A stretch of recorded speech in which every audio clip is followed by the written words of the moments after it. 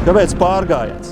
Tā ir kaut kāda bijusi Dieva ideja, kā iedot restartu večiem. Bībelē tāds stāsts par Ēliju.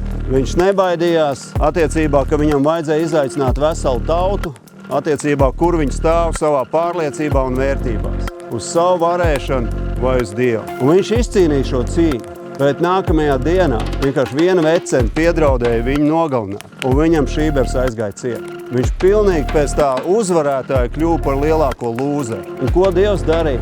Dievs viņu sūtīja 40 dienas pārgājienā. Un kas notika tajā pārgājienā?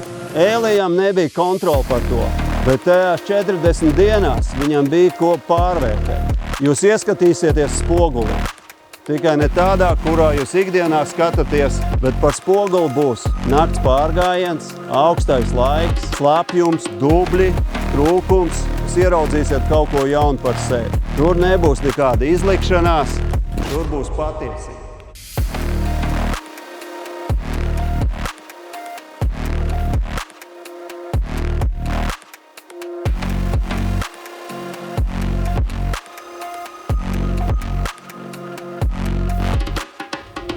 Pirms šī pasākuma ar kaut ko augšā runājis es nebiju. Godīgi sakot, man arī bija bail to darīt. Tam neesmu ne piemērots, ne pelnījis. Tomēr šī pieredze iemācījos pirmo reizi kaut vai aizvērt acis un paklausīties kāda cita lūkšanā vai pirmo reizi pateikt vārdu āmen beigās, vai ne? Tu iegūsti brāļus, tu iegūsti atbalstu, kaut ko vēl lielāku un spēcīgāku tam visam, kas pāri stāv.